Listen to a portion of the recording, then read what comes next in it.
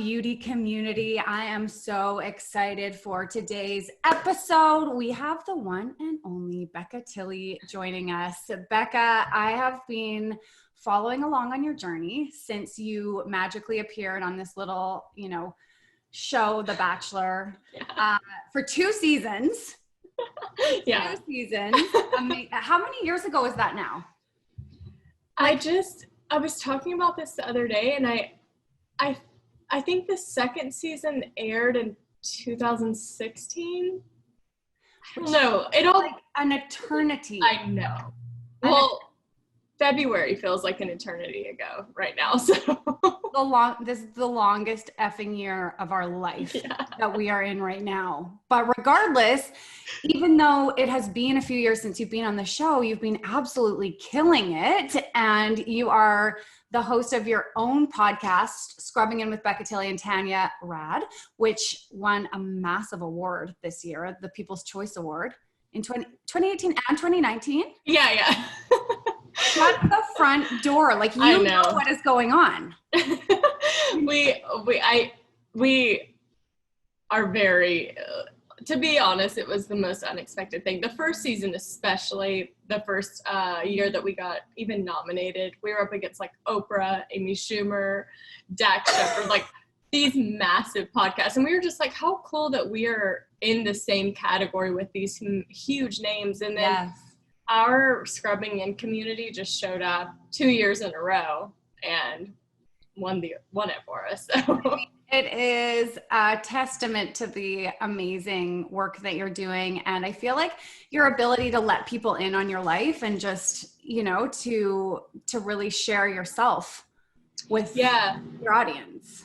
Yeah, it's challenging in a way because coming fresh off of The Bachelor, I almost feel like I was more open because I thought it was so cool. And I still think it's so cool that people cared about everything I was doing and my dating life and my friendships and what I was eating during the day. Like in my mind, I was like, this is awesome. And then I had a public relationship. And when that ended, it was hard because it was public and I kind of felt like I was disappointing people or letting people down with that not working out, which, we can get into that later. But actually not your responsibility to keep us all entertained with your dating life. Well, I don't know if it's just my, Enneagram number or what, but I do feel this like weird responsibility. And so I would say it's weird because I started this podcast, which was all about me opening up about myself. But I also was like, I feel like I want to kind of be private in some elements too. And so I had to find this balance of, the little muffin behind you. So cute. Yeah, this little fluff ball. But I just kind of had to find the balance of like protecting myself and what I felt comfortable sharing versus being, a public figure in a sense through the podcast and social media where people could relate to me and wanted to feel connected to me. So it was like, how do I balance those two worlds, which there is a very fine line. There is. I mean, as human beings, I think we do need some level of privacy, but at the same time, the parts that are most interesting about us are those private parts, are not your private parts. I mean, some people would find that very interesting, but are the parts that are the behind the highlight reel. That's why people listen to this podcast, is because they're like, we all are desperate to see behind the scenes and what's like really going on with the breakup and like what's really going on. Like, what is she really eating day to day? That's what we crave. That's what we want. I know. And so I kind of realized that I could be as open. So I've been in a relationship for 2.5 years now, and it's private. Like, I don't talk about it. I talk about stories that happen, but I've never revealed who it is. And, I've realized that I can be open about every single part of my life and people still want more. And it's just how we're created. Like, I do the same thing. I hear about a story or like gossip and I'm like, I want more information. Like, this is not enough to satisfy me. So I totally get it and don't fault anyone. But I did kind of have to say like, hey, this is my boundary. And thank you for caring. Like, I still don't understand why people are fascinated with me or my life or what I'm doing. But I kind of had to protect myself at first. Yeah. And that's fair. You get to decide. I'm like secretly hoping that he walks through the door behind you. Everyone who's listening right now can't see, but there's a couple of doors and he could walk through one of those doors and we could reveal who this mystery man or woman. I mean, now we're just starting. You never know. You just never know. You never know.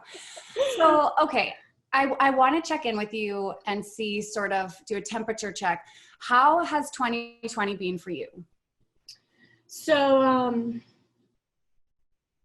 it's been good. I mean, it's been such a learning year, I think, for everybody. So I think when there's growth in who we are as people and how we're growing and our views on certain topics and like growing just from what we've been taught our whole lives and having a new lens, it's uncomfortable. Yeah. So I've definitely felt that just absolute discomfort, like want to crawl out of my skin and just like go and disappear into like an island somewhere, delete all social media. I've kind of felt that feeling, and it still comes on, every now and then, but I kind of got to a place where I was like, this is such a, when have we ever grown this much as humans? Like, when have we ever had the opportunity to read so much and research and learn from each other and actually come together through social media, which, like I said, sometimes there is negatives to it, but it's such a place for people to bond and relate to each other, and even in your struggles, do it together. And so, it's definitely been a year of changing and growing up in certain places, but also I'm an introvert. Like, I love being at home. I love being on my couch. I'm able to do a lot of my work from the comfort of my own home. So that aspect of it hasn't really been that challenging for me. Totally. Like, finally an excuse not to go anywhere. Yes. But yeah, it's been good. I'm hopeful that maybe the end of 2020 will be the shining moment. But I think none of us will ever forget this year. I think we can all say that confidently. No, it's one for the books. I mean, actually right now, I couldn't go because we were having this conversation, but my son is going, who's just turned 5, has to get tested for COVID. I'm like, what is happening? He's got a cold. Yeah. So of course they have to test him, and obviously I'm glad and want to be sure that like what it is either way. But I just feel like this year doesn't stop throwing curveballs and kind of gently asking us to recenter and like deepen and find calm amidst all the chaos that is around us. Yeah. It's wild. It's just wild. Yeah. So I was, scrolling through your feed, which has a lot of really beautiful photos, may I add. And I landed on a quote that you had posted that I really loved. So I wanted to read that out and would love to sort of hear your thoughts on it now, because I think you posted it almost 2 years ago, believe it or not. Oh. I was doing the deep scroll. You're deep. Yeah. So you said, I had a moment the other day that really changed my perspective on how I view my physical appearance. I was thinking no one has ever impacted me by being beautiful or having the perfect body. I'm impacted by people for their kindness, their loyalty, their patience, their generosity, their vulnerability. I've never said she changed my life because she was pretty and skinny. We spend so much time worrying about the thing that means the least to people. Mm-hmm. Tell me, do you remember writing that? Yeah, I mean, time means nothing to me right now. I think that was last year at some point. Yes. I was getting ready to take like a bath or a shower, and I was looking in the mirror and I was just like, oh, like gained weight and I don't feel good about myself. I don't have this confidence that I used to have, and I feel old, just like doing all this like self-destructive talk. And I had a moment where I was thinking, why does that matter? Like, why do we spend, I was thinking of how often I have this thought about myself where it's like a critique about how I look. And I've always thought, why do I remember people? Like, initially I might see someone with a good body and I can be like, wow, she has a great body. She must have worked hard for that. Yeah. Or she has amazing hair. Like, I wonder if that's all hers. You know, I do that thing just Totally. like everybody else. But like, I've never been impacted in a way that I thought that person changed me or made me feel a certain way, you know? And I think about when I go to social events, how awkward that can be. I think we've all experienced that, whether it's like at a birthday party in high school or going to an event here, like in LA, there's this pressure of feeling like you don't fit in. And everyone, I just have to imagine that every single person that goes to one of these events here has that feeling. If you walk in alone, it's like terrifying. And I've always tried to be the person who, if I saw someone standing alone, go up and talk to them, introduce myself, even if the conversation goes nowhere beyond that. I've tried to be that person because I know what it's felt like to have someone come up to me in a situation where I was alone. And I remember those people. And so I think I get so many questions of like, what do I do about being insecure about my body or my appearance? And my answer is like, no one else cares as much as you do. Yeah. Like your impact is so not based on how you look. And you might inspire people. Like if someone's really fit, you might inspire them to work out and be healthier and live a healthy lifestyle. And if you don't have the perfect body and you're comfortable in it, you might inspire people to be comfortable with it. But that's not where your impact on the world is going to come from. So that was kind of that was just from an Insta story question where someone asked me about self confidence, and that was my answer. And it's cool because I still see it circulating today, and it's nice because even sometimes I read it again and I'm like, oh yeah, I wrote that. Remember that? Yeah, I wrote that and I needed that reminder today. Yeah. We never kind of like reach that point and then never have a bad day again, right? We have these realizations, but have to be reminded, even ourselves, of it over and over and over again. Yeah, I think so people right now listening would be shocked to hear that you ever doubt the way that you look. I mean, you have like piercing blue eyes, perfect skin, body, all the things, like white teeth, beautiful smile, like literally the full package. And yet you still spend time in front of the bathroom mirror when you're getting into the bath or the shower, thinking about how you could be better, quote unquote, better. Yeah, I do. I mean, to be honest, before I went on The Bachelor and before social media was so like present in my life, I did not have these insecurities. It came from one person saying one thing. I remember when I was first on The Bachelor, there were people who would be like, she got her veneers too big for her face. And I'm like, these are my teeth. Oh my God. Are you serious?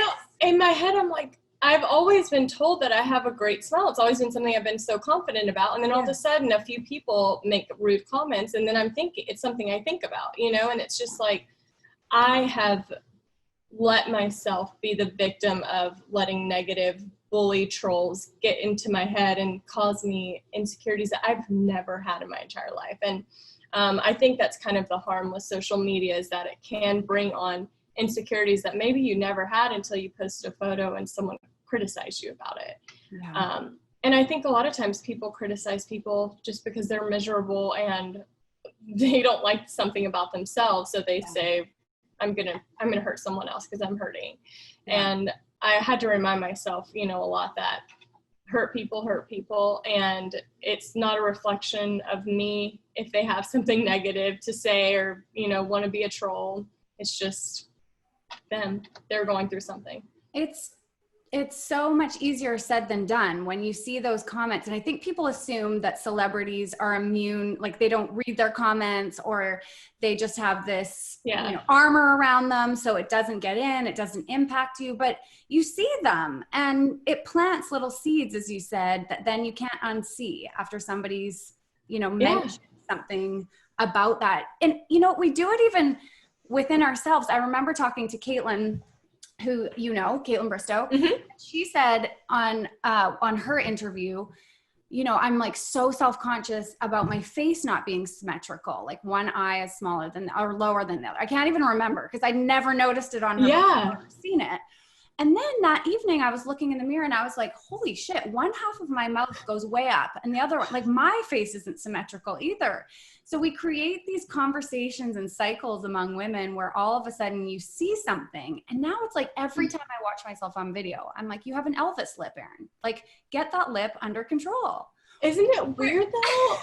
Like, I would never, the things that we criticize ourselves about and do and talk down to ourselves about are the weirdest things. Like, it's so bizarre and so micro, like so micro, minute that nobody else would notice it. And yet we spend so much time zoomed in on that area, focused on that area, valuing ourselves on that space. Mm-hmm. So how did you go from that spot of, you know, putting weight into the comments that you were receiving or just other people's perception of you to have you, or do you still struggle with it now of really feeling like confident in yourself?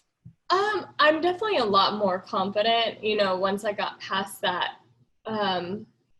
taking everything so personally and making it, you know, I mean, still, if I get a negative message, I think about it pretty much all day. And, you know, it's so frustrating because I will get 100 nice comments and then I get one, and that's the one I focus on. And I'm like, why doesn't my brain let me focus on the love and the support and the encouragement? I don't know.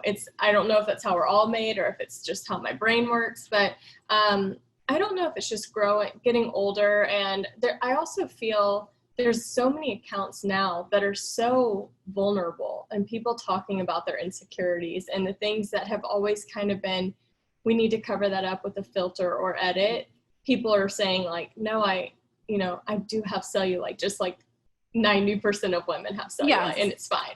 And, you know, it's just, I do have acne. I'm going through I'm hormonal, I'm having acne. And those photos that you see where there's a filter or they're edited to look a certain way, that's what that is. It's a filter, it's edited. Everyone has pores.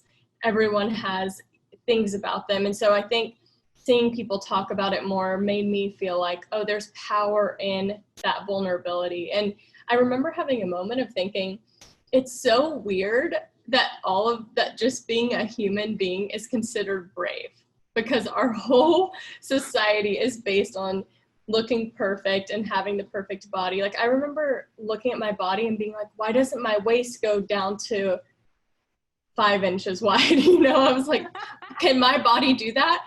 And I don't think my body can, even if I pushed it to its limits, which I never would. But it's like the false expectations have kind of been brought to light of what they really are. And now people are saying it's okay to be human being. But I always thought it was funny that we're like brave if we post a photo without a filter or just natural. We're like, oh my God, you're amazing. Like, look what you know, but that's what our society has taught us, that is so rare and so inspiring. Yeah. So do you feel pressure as a like quote unquote influencer? And I mean, on your podcast, it's your voice that matters. It's your personality that shines through. But on social media and video and all of that kind of thing, I mean, obviously our appearance is the first thing that people notice. Mm-hmm. Do you feel pressure to uphold that standard of beauty, like on your own Instagram feed, in order to get the brand deals, in order to maintain a level of I guess, I don't know, like the influence that you have, or you don't care, you post what you want and who cares? I'm kind of both. So certain times where there's a brand involved or I want something to look really pretty or very aesthetically pleasing, yeah, I put more time and effort to it. Don't get me wrong, I love a filter that like makes the colors pop and like yes, brightens things up. Like, I don't really have a problem with that, to be honest with you. But yeah, when I start contorting my body and I remember I went through a phase where I had cystic acne. If you looked on my Instagram, you would never know. Like, I think if I went through that now, I'd be more like, hey, look at this, like someone help, right, anyone else dealing with this, you know, because we've made the space more open for people to talk about that. But yeah, at the time I was like, I just got to smooth it out. I looked like some of those photos, I look like a wax figure. I like really overdid it. No, but yeah, I think but it's hard to deal with those things. And when you're in the public eye and you know that there's trolls out there, it's terrifying to put that out there, to be like, here's my full face of acne, or it's easier to do the Facetune and to brush it away. Absolutely. I mean, I think you have the amount of options that are out there to change how you look and alter your face and your body. It's terrifying, honestly. The way that little girls are going to be raised thinking that they need to use all that to be pretty is a little bit scary, but I have moments where I'm like, oh, I'm going to put a pretty filter on this, or I'm going to like smooth this out. But then other times I'm like, in my head, I don't stress about it. I'm like, I'm just put it up. And it's not like you're not putting tons of thought into it. No. Okay, since this is Raw Beauty Talk, so I am not asking this at all from a place of judgment, but more so that there's real, raw, honest conversation about what the process is before you post a photo on your Instagram page. Do you now, so you just said you sometimes use Facetune or an app or whatever. Yeah. Sometimes use filters. Like, do you whiten your teeth? Do you make your boobs bigger? Like, what's the process? So to be honest, if there's a, you know how sometimes you get someone that'll take a photo for you and they'll take like 100 options and you have so many to choose from. And then other times you ask someone to take a photo and they take 3 and you're like, I have to make one of these work. Yes. So on the ones that I have to make work, those are the ones that I'll like spend a little more time. And I'm like, how can I make this look cute or to where I feel confident posting it? Yes.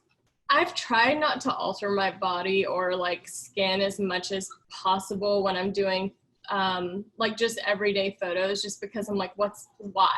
You know, what's the message here if I'm doing this for every single photo? But there are times where I'll bring out the Facetune. And like I said, I never want someone to see me and be like, you are not who you are on your Instagram. You know? Yeah.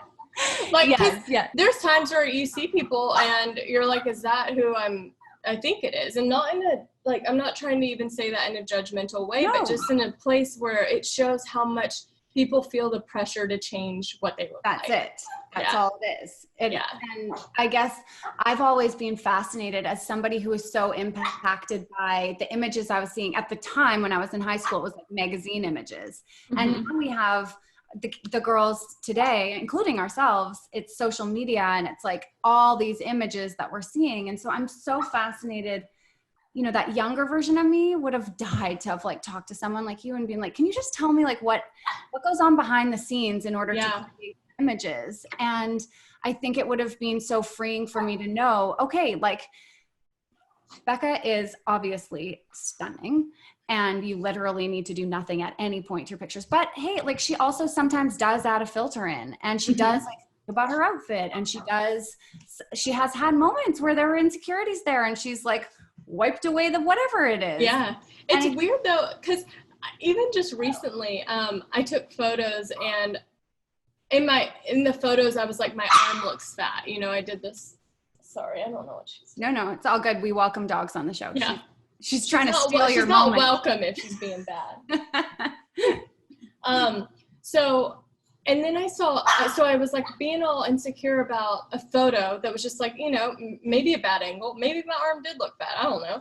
And then I saw a video in the same outfit, same moment. And I was like, oh, I look great. You know, like, so I think people need to remember to sometimes if you take 10 photos, there's probably going to be one that is not your most flattering. Maybe you change positions, but we all have bad angles or bad photos. And I agree. I just hope that even if people are using Facetune and filters or whatever, that they're just able to say like, this is what I did to change this. So I felt good posting it. So it looked good on my page, whatever. But so it fit the aesthetic. So that, yeah. Because I think honesty with the editing is, I think, what people appreciate. Because people text me and I'll be on Insta story I love the Insta story filters because they're all like tan and, you know, gorgeous. And people write me and be like, how do you get your skin so perfect? And I'm like, oh, this is a filter. I'll send it to you. You can have this skin too, I promise. Oh, I think it's so amazing though to talk about it and to note it, because there are like, you are a huge influencer, and so obviously you don't have to do this, but it just, I think there's so much power in it when there's a little bit of a disclosure around what is being used, but also you kind of assume that in some cases that people just know. You're like, I don't actually have a blue butterfly on my nose right now. Like, yeah. If they're asking, I can't help those people. If they're asking how I get a blue butterfly on my nose, I'm not going to be able to help them. Never long. Oh my God. I love it. So while you've been in the public eye and navigating all of this stuff, has it had any impact? I mean, we've just talked a little bit about body image, but like, I feel like sometimes you see people who, you know, end up on these shows and then afterwards they lose so much weight, and it's like, you can tell they've really felt the pressure to then fit into this mold. Did you feel that at all? Like being on the shows? And you know what's so funny is that right after I got off of my seasons, my life was not all social media. I went back to work. I worked as a chiropractic assistant in San Diego, and after both seasons, I went back to work and lived a very normal life. Like, I ate a ton of fast food. I mean, I ate horrible, but that's another story. Yeah, we'll get to that maybe another day. But I didn't feel that pressure because my life wasn't, my career, my income was not based on social media at that point. So I didn't feel that pressure. And even going back on the second season after the first season, I didn't really feel any pressure. So any of the weight loss that happened post-show was actually stress when I started getting on social media. And it was not even that I changed anything. It was mostly like my body reacted to stress by like losing weight. And a lot of people were like, you know, you're looking a little skinny, but I never felt like I got to a point where I was killing myself to fit a mold, which I'm really grateful for, that I was able to not have that pressure. I don't know if it'd be different now because the girls come right off the show and then it's into social media and bikinis and traveling. And totally. So now, like, I actually just found the photo from last September, and I think I gained like 17 pounds. And I didn't know that, didn't remember that I documented any like photos like showing my body. Yes.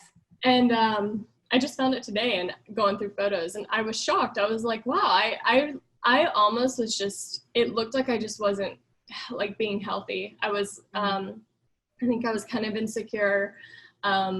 I gained weight without knowing it. It was one of those things where all of a sudden I put my jeans on and none of them would button. Yeah.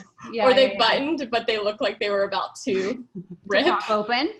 Yeah. And so just recently, and it was more about like, I have no energy. I feel horrible. I don't want to even get dressed up or go anywhere because nothing fits. Yeah. And so it was more about, at first I was like, I need to lose weight. This is my job. I need to look a certain way. And then it became more about, this is just really about your health. You're getting older, exercise, get it together. Like you're not a teenager anymore. In your body. Exactly. Yes. I think there's always this fine line between losing weight equaling confidence, but I think health equals confidence. Like, I think when you feel healthy, you feel better all around, mentally, physically. And so it's been, seeing that photo, I was like, wow, I can see in that photo how sluggish and like just not great I felt about myself. So so that photo for you, which I'm so glad we're talking about this, because I feel like photos can be one of the most triggering things for women and our self-esteem and confidence. It's like we see one 2D image of ourselves and spiral. The photos and the scale are like the two things. But in today's day and age, like we see photos of ourselves in our phone, or like you open up your phone, you know, when you open up your phone to take a picture and it's facing you and it's like the most heinous angle ever. And you're like, oh my God, is that actually what I look like right now? So we have a million of those triggering moments all of the time. I don't know where I was going with this. I just distracted myself with my own photo. Just about photos can be photos. So, yeah. I'm literally, I don't even know. But they can be so triggering for people. And yet it's just not encapsulating at all who we are as human beings. So it came back to me. Sorry. I have mom brain. Love so that. You see this photo in September and it's triggering and you're like, oh my God, what happened to me? I look sluggish and So did that motivate you to start on a health plan? And like, what have you been doing? So I pretty much since March, since like the pandemic started, I've been working out with a trainer 3 times a week, and I cut out soda. I'm like a Dr. Pepper addict, and I cut out soda because I was so dependent on it for energy, like I think fake energy, whatever that is. And first of all, it wasn't even so much about weight with the soda, because I thought I should be able to have one of these and it not send me into, I need 3 more, I should be able to have one whenever I want, but it not be dependent on it. And so I gave that up for 3 months, working out with a trainer 3 times a week. And I just noticed my body change, but also I felt so much stronger. I had more energy. I wanted to get up out of bed and do stuff rather than just laying there until I was forced to get up and do something. And so seeing that photo today, like I said, I totally forgot I took it. And I went and looked at a mirror selfie that I had taken, I guess in June, after I'd been working out for a couple of months. And you can see, like, even just my confidence, like it's significantly noticeable, and just the change of who that person was and how she felt versus now and how I feel. Even going through all this chaos in the world, it's like been the one thing that I've been able to focus on my health and mentally and physically, and going to therapy. And it's just like, it just feels good to all feel the things. All the things. There's something really empowering about consciously making decisions to support yourself and your wellness. And that shines through at an inner level in a much greater way than, you could ever encapsulate just by looking at a picture. I mean, you probably know, like, you've had those moments where anyone else would consider you to be stunning, where your body is like fitting in the societal norms of what is beautiful, and you still don't feel healthy, confident, or good in the way that you are. And so we just can't tell whether somebody is really truly healthy and happy by just looking at them. It's a glow that you have inside. And it sounds like the process you've been on with the therapy, the training, and really like looking at energy levels has been much more about that kind of holistic wellness. Oh yeah. I had a scale that I bought, and it was in September. I bought a scale, I bought a treadmill, and I was like, this is it. I'm going to lose weight. I'm going to get skinny again. I think that lasted for like 4 days of me using the treadmill consistently.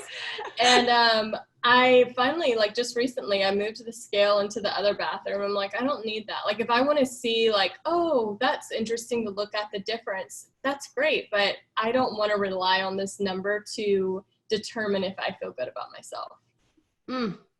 I mean, moving your scale into the garbage or another room is like my number one tip for women, because it allows you to stop focusing on this external number and start focusing on how you actually feel and the internal world, which is where all the good stuff begins. So I love that you have done that. Do you have any other tips for girls of things that have supported you in kind of tapping into that inner glow? Like you mentioned, cutting out the soda, having a personal trainer, moving the scale into the other room. What other tips does Becca have? Something I'm trying to do lately has been daily affirmations, because I notice that if I say things about myself that are negative, those affect me. So I figured, why not try to say things that are positive about me? I assume they'll affect me the same way. So I've been trying to do that, and just like, I'm strong, I'm beautiful, I'm capable. My whole thing is I've struggled with having an opinion on my own, because I'm so scared of offending other people. So part of it is like, I'm allowed to have an opinion. And so, I think a lot of it's just been a lot of inner work as much as it is physical. So moving the scale was a big deal, because that was a mental block, because I was focusing on this number. And if it didn't go down far enough, I'm like, I haven't drank soda, I've been eating healthy, I'm working out, why is this number not moving? But then I put on clothes and I'm like, I feel good. Like my clothes are starting to fit better, my energy levels, it's just kind of reassessing where I was putting my focus. And so yeah, a lot of it's been, learning about myself and how I react to certain things and learning about my personality type and just kind of diving into things that I've never actually put any effort into, because I always just thought we're raised a certain way, we're taught certain things, and unless we question them or decide to study or learn more about ourselves, we stay stagnant the rest of our lives. And I realized I don't want to be stagnant. I want to learn about myself. I want to grow. I want to understand other people more and have more empathy and compassion for everybody. So it's been a lot. I've really gone through like a whole process of like physical health and mental health, and it's been really good. I can see it. I mean, it's amazing. And I love that tip on affirmations. And obviously I'm such a huge advocate of self-love being more than like the bubble bath or the like nice candle or the latte with a friend. It's like this deep work of getting to know yourself and honor yourself.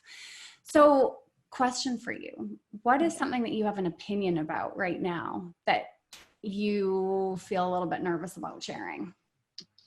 So one of the bigger things that I've I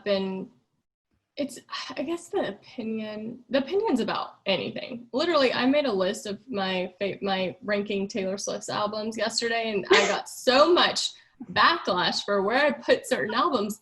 And I responded, I was like, okay, I get it. Everyone's really passionate. I felt, am I even allowed to rate Taylor Swift albums without people freaking out? So yeah, that's how deep it goes. But lately it's been kind of thinking about I grew up very Christian, conservative. And so I've been going through like learning what I believe versus what I was just taught growing up. And it's been a very uncomfortable process because, for 31 years, this is how to think. Yeah. And now I'm kind of going, what do I believe? What do I see for my life? Like, what do I think God has for my life beyond what people have told me? Because we're all humans and we listen to humans who tell us everything in every area of our life. And it's kind of like doing your own research rather than just taking, and when I say I mean everything we're hearing is from human beings who are flawed. And I think doing our own research on things and what convicts us, what makes us feel like we're doing something right, what guides us is so important. And a lot of times it's hard. So we're just like, well, let's listen to people who are experts, and we kind of forget ourselves and like taking care of like our gut and like, where it leads us, what our gut's telling us is right and wrong. And so it's been, let me tell you something, it has been a process. A journey. I'm so glad you shared that, because I actually just had a coaching call with a client yesterday who was going through the exact same process in regards to what she learned about Christianity for her. And some things weren't resonating, but because everything was so deeply ingrained in her belief system, it felt to her almost like the ground beneath her was cracking, because everything, her beliefs, the foundation of her life. And then when you start to kind of peel back the layer on one thing, it's like, well, is any of this true? Is anything even real? Like, does anybody even know what's happening? Huge existential crisis, right? But in starting to ask these questions, we really do peel back the layers of ourselves and land somewhere and find, what really truly resonates with us.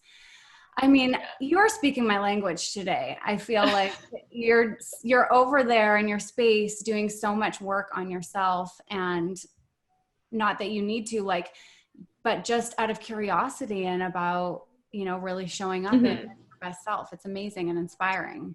Thank you. And I realize there's so many more people who relate to how I am and what I'm going through. And the more that I share about those things that make me uncomfortable to talk about, the more messages I get of people kind of like what you just said, this girl that you talked, I think you said girl. Yeah, girl. Yeah.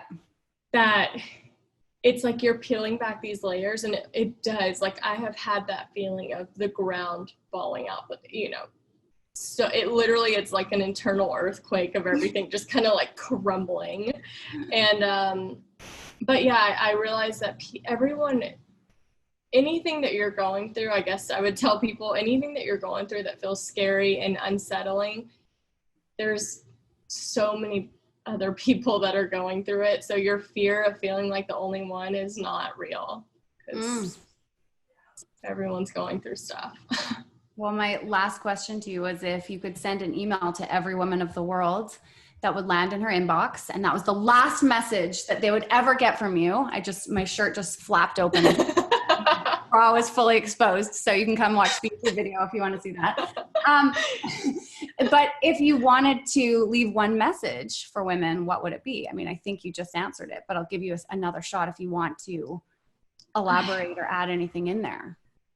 Oh man, I mean, there's so many things. It's like, I think one of my biggest messages that I like for women is that we can all cheer each other on without it being a competition. Like, we can all be the cheerleaders cheering for each other and not tearing each other down just because of what society has taught us, is that there's not enough room for everyone to be in the same space. And I've done so many podcasts specifically recently, and I'm in the same space with all of them, and I've learned something new from every single one, because everyone has something different to offer, because we're all different. Even if you have the same personality type or you connect with someone, everyone has something so unique to offer. So I would just say, like, know that you're worthy and that you have something to offer this world that no one else has, because you're you. And that would kind of be with a bunch of other stuff I said in this podcast. We're going to take all the clips and like meld them together, but holy crow, that was amazing. Thank you so much for the light that you bring into this podcasting space and beyond. It has been such a pleasure to chat with you today. If you are listening right now and you enjoyed this episode, please take a moment to subscribe, click the link, share it with somebody that you love to pass on Becca's message. Where can everybody find you if they want to tune in to your life? If they want to like eventually figure out who it is that you're dating, all the things, Becca. So my podcast is Scrubbing In with Becca Tilley and Tanya Rad. You can find that wherever you can listen to podcasts. On Instagram, it's Becca Tilley. I think that's really the extent of where you would find anything exciting, because I tried YouTube and struggled to do it consistently. It's so TikTok is not for me. Twitter, I love Twitter, but it got too dark, so I deleted it off my phone. So Instagram and my podcast.